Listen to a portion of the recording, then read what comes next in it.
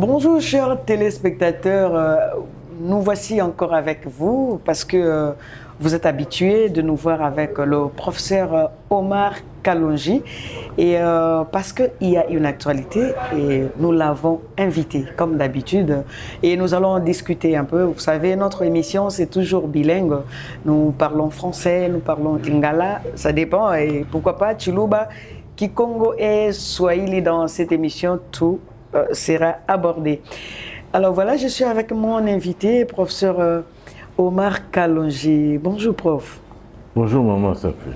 Ça fait un peu longtemps, hein, on ne s'est pas vu. Bon, ce sont les méandres de la ville, hein, vous savez. Il y a plusieurs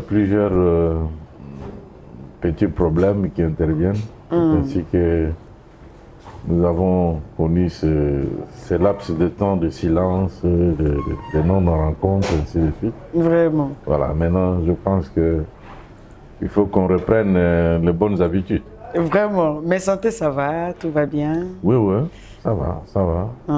Ça va malgré l'état d'avancement de la vieillesse qui a été. Mais non, mais prof, aux ânes, nous. Non, non. Biso toza ya ba kilelo te toza ya ba kala. En tout cas, prof, je suis très contente de vous recevoir encore aujourd'hui dans notre émission. Comme vous le savez, nous allons aborder un peu le sujet qui est d'actualité en ce moment, qui est le dialogue exclusif. Je sais que vous êtes un très bon analyste et par rapport au sujet passé, comme vous l'avez abordé avec moi, et je pense que réalité parce que je me rappelle, la dernière fois, vous avez dit, vous voyez, la manière dont on évolue avec la situation actuelle, Tokosuka Kaka, na dialogue. J'avais dit, mais le président ne veut pas. Après, il y a le président qui convoque Kaka, dialogue. Et aujourd'hui, Tozongi Soussou, et pas nayo, parce que au Bimineti, un prophète, parce que aux prophètes étaient reconnus prophètes, ils sont professeurs d'université. Mais c'était comme une prophétie, ce que vous avez dit. Alors aujourd'hui, quel regard portez-vous sur ces dialogues exclusifs que le président de la République vient de convoquer tout à l'heure? Bon, merci beaucoup pour la question. Nous donnons un point de vue comme un analyste. Nous analysons, mais nous ne donnons pas un point de vue en tant qu'opérateur politique ou opérateur de la société civile. Ici, nous faisons un point de vue d'analyse. Le dialogue, il est dit, un dialogue est inclusif. Inclusif, c'est-à-dire qui inclut tous les Congolais qui doivent se parler face à face et pour résoudre le problème d'insécurité, pour résoudre le problème du bien-être ou du vivre ensemble, comme la Cinco le dit. Donc, ce qu'on peut appeler dialogue. Dialogue, c'est-à-dire la communication, le contact, on est ensemble. Mais est-ce que les Congolais ne se parlent pas entre eux? Quand bien même tel se dit opposant à tel autre. Mais la contradiction ne signifie pas qu'il y a absence de dialogue. Aujourd'hui, si on parle de dialogue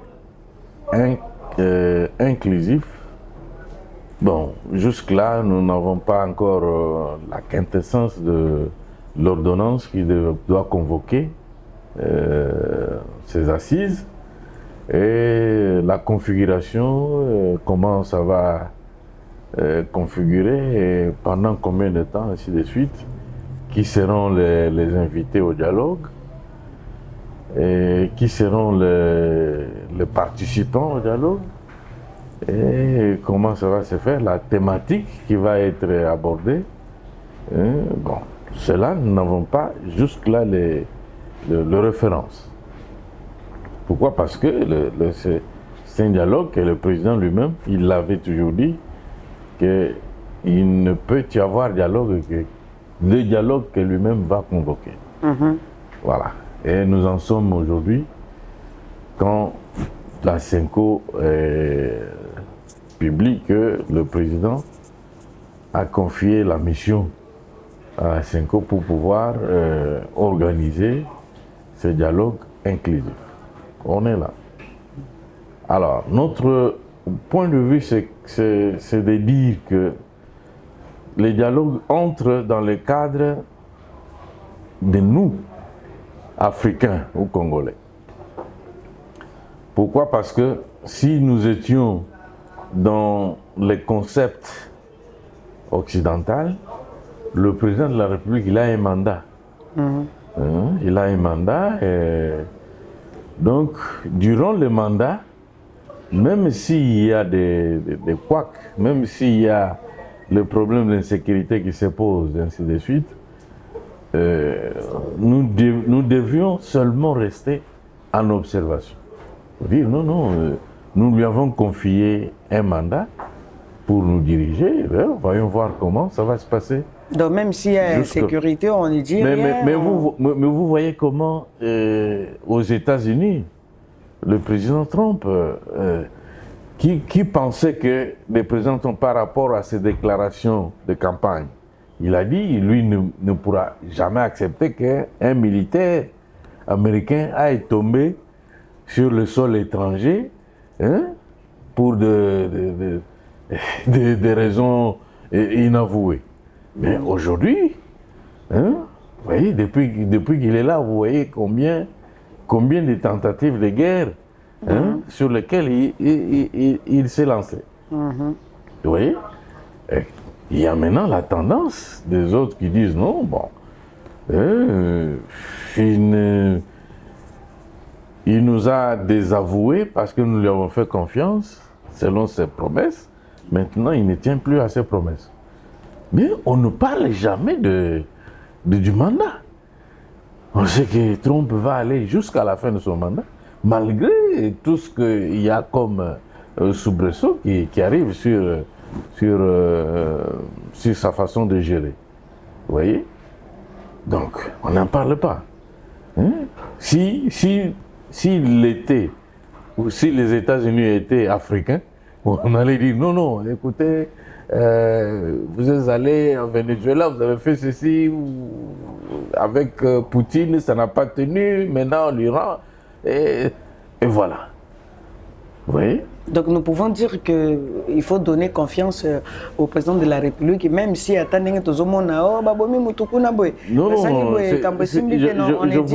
voudrais dire ceci, que si nous étions dans les concepts, dans la compréhension du monde occidental, dans le français tel que nous le parlons, nous ne pouvions pas, en plein mandat, revenir lui imposer à ce que nous puissions passer à un dialogue. Mais en étant africain... Dialogue, c'est la logique africaine. Oui. C'est la logique africaine où la labre à palabre, où à tout moment, même le chef, s'il n'est pas prêt à convoquer les notables pour discuter de l'affaire du groupement au village, mais ce sont les notables qui peuvent les lui imposer. Lui demander, non, nous devons nous rencontrer à tel moment, tel jour, tel doit venir, tel Kingani doit venir. Alors nous asseyons autour de la table pour voir les dossiers de Mwana Kingani avec Fulani à Fulani. Voilà. Vous voyez? C'est dans cette logique-là que nous parlons du dialogue. Et lui-même a compris. Et c'est ainsi que, dans ce sens-là, on va évoluer.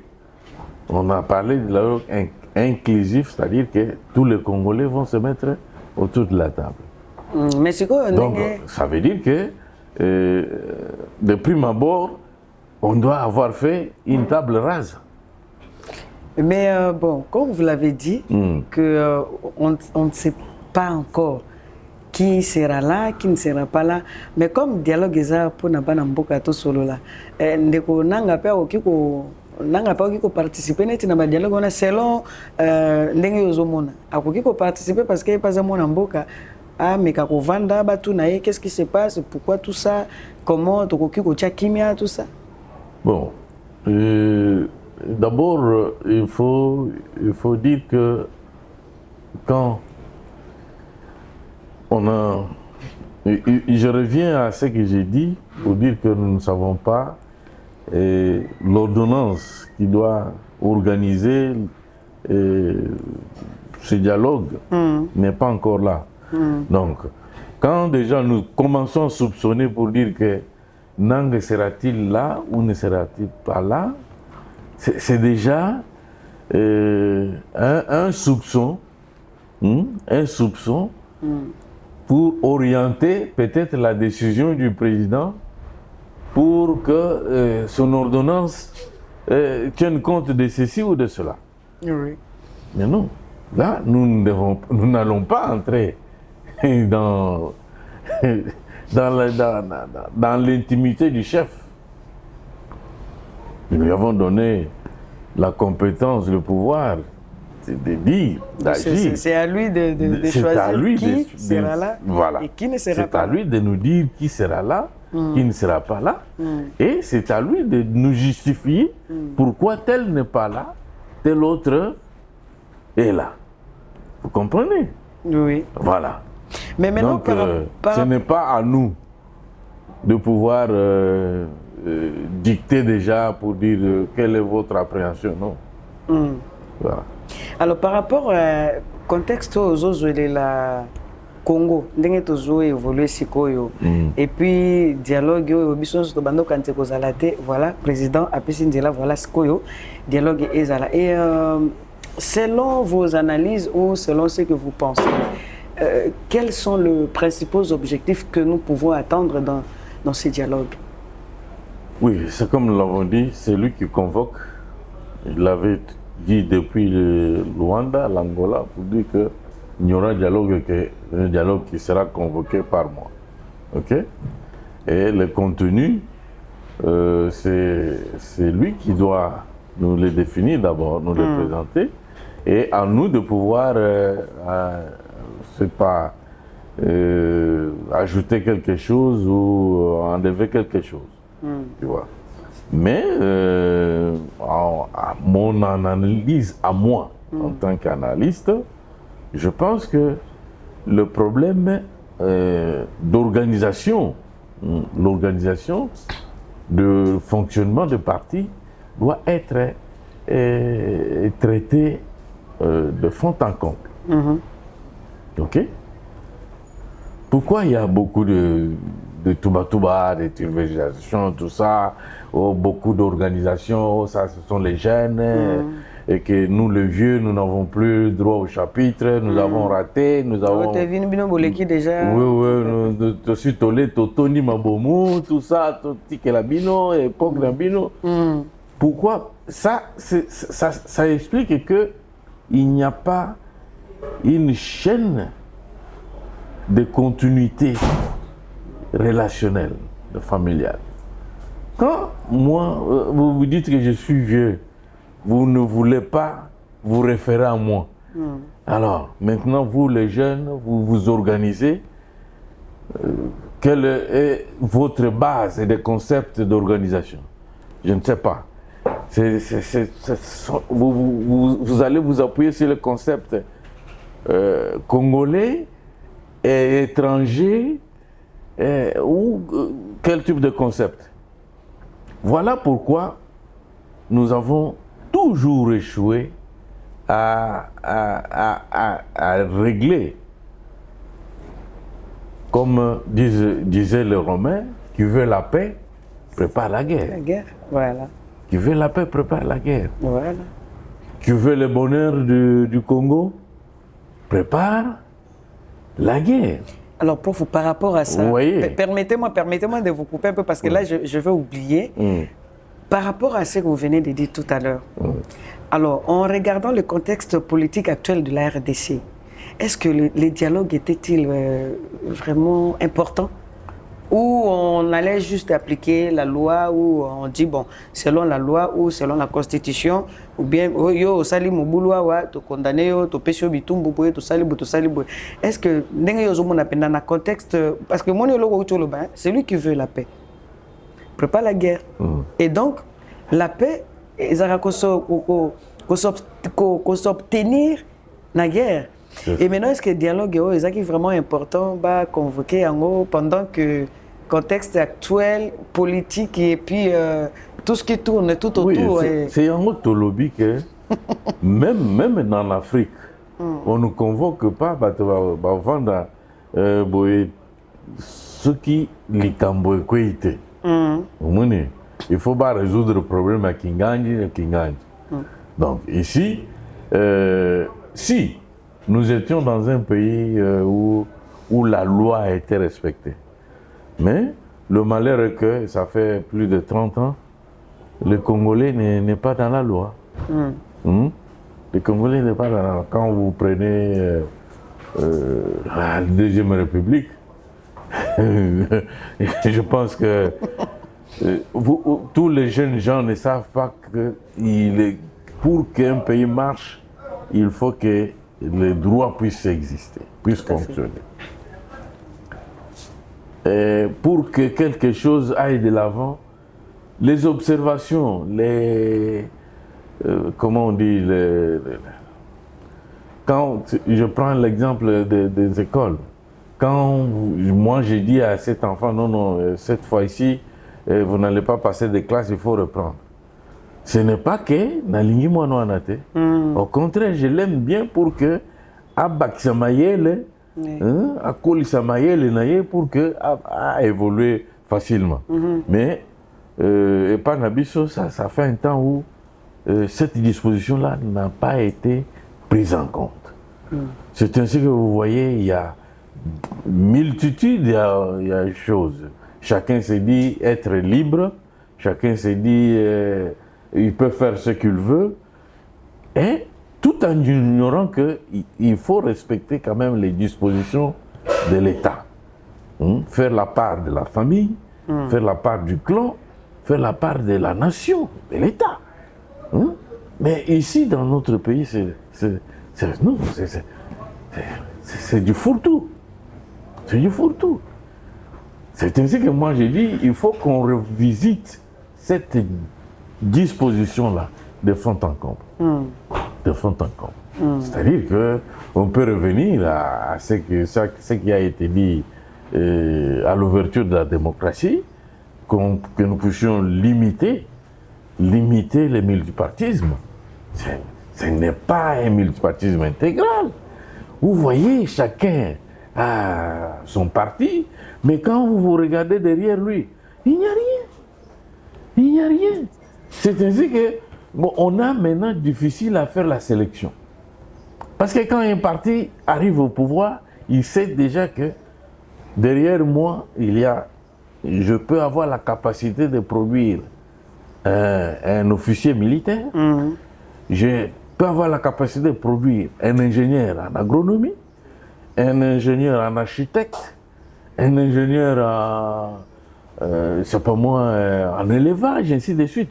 Vous voyez, des qualités qui aident ces partis-là quand ils arrivent au pouvoir pour ne pas commencer maintenant à dire non, compromis politique, qu'on organise la majorité présidentielle, tantôt c'est la majorité parlementaire, tantôt... Vous voyez, pourquoi? Parce que la base n'a pas été très bien définie. Très bien dessinée en quelque chose avec les artistes. Vous voyez? C'est ça le grand problème de conflit. Quand vous parlez de M. Nanga, pourquoi Nanga est arrivé là où il est arrivé? Parce que on vous dit non, chacun a un droit, parce qu'on a dit il faut contester. Et maintenant contester en acceptant de supprimer la vie des Congolais. Hein?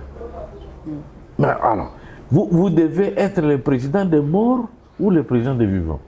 Il y a un problème. Oui. Donc, même ceux-là qui pensent que tel n'a pas bien réagi, mais vous, quand vous arrivez au sommet de la République, quelle est votre référence dans toutes ces organisations politiques-là? Nous n'avons pas des partis à base solide, avec un programme idéal. Quand vous prenez les statuts, tout ça, on vous dit non. Mais c'est du copier-coller. Du copier-coller. Et on va seulement déposer l'argent au ministère de l'Intérieur, c'est fini. On a l'ordonnance. Et le lendemain, pour que nous soyons suivis, on commence à injurier Maman Safi. Ah, c'est... Oh, voilà. Assis à Lembi, à Toulinaye.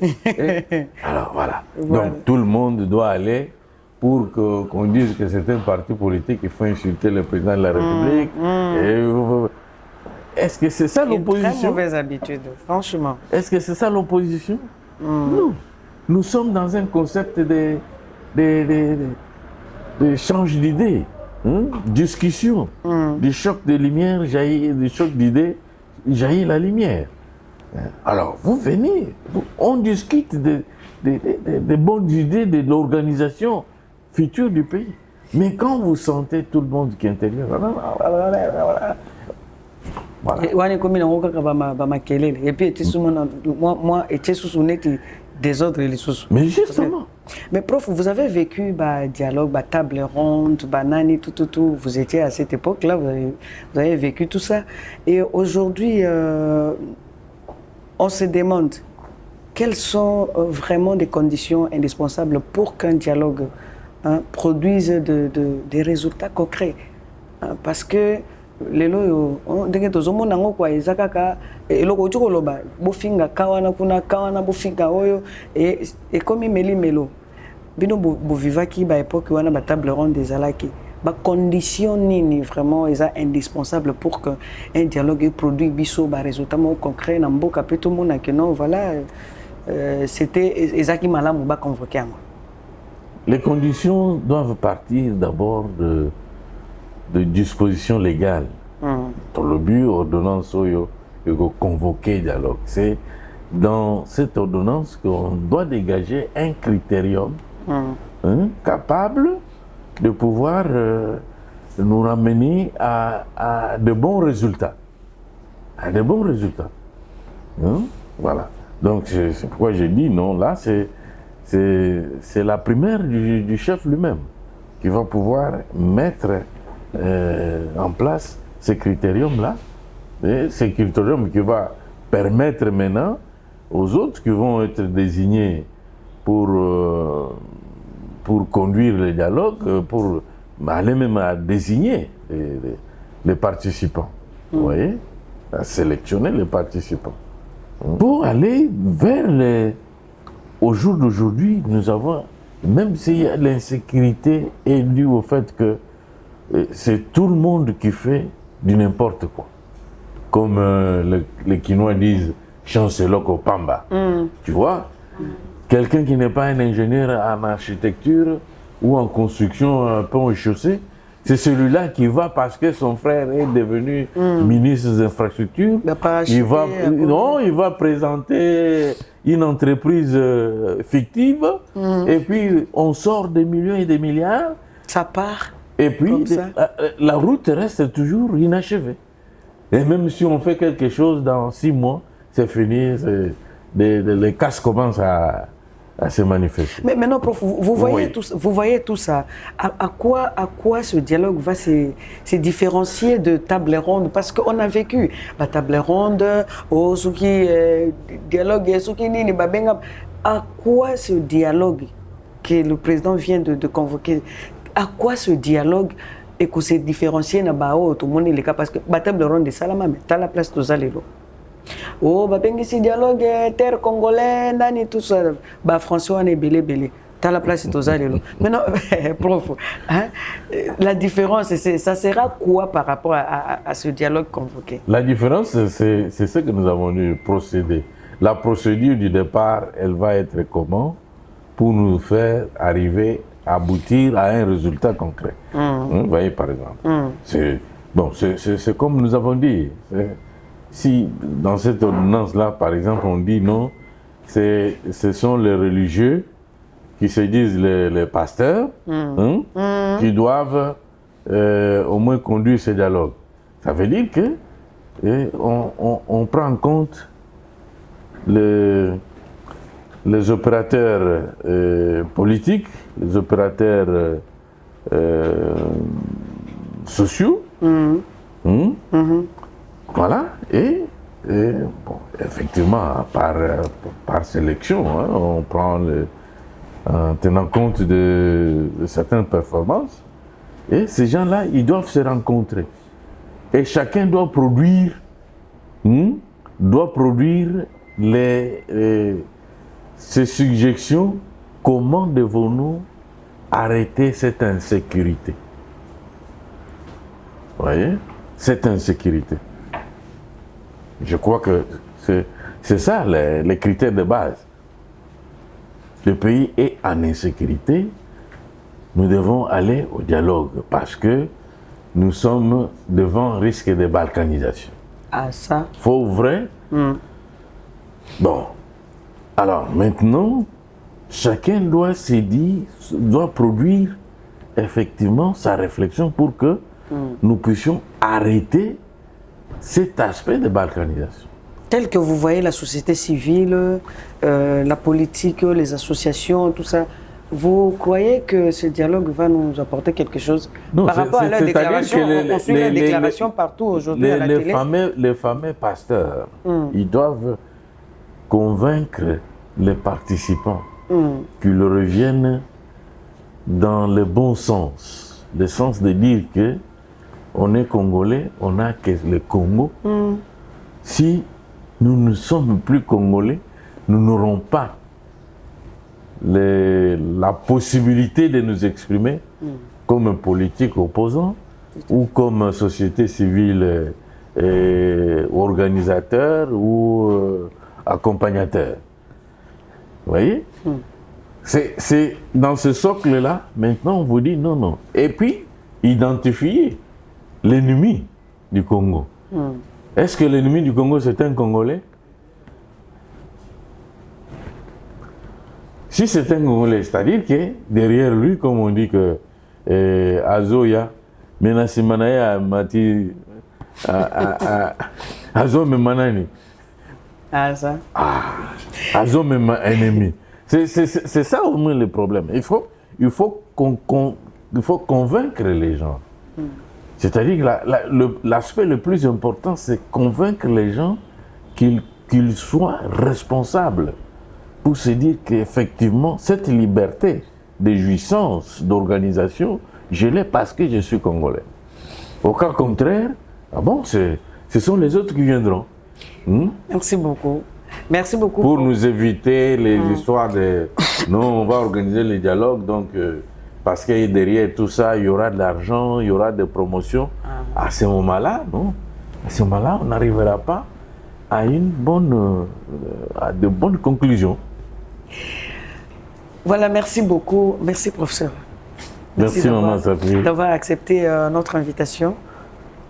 À moi de vous remercier de m'avoir considéré pour donner ma petite contribution à ces problèmes très importants qui est en train de chatouiller la conscience des Congolais.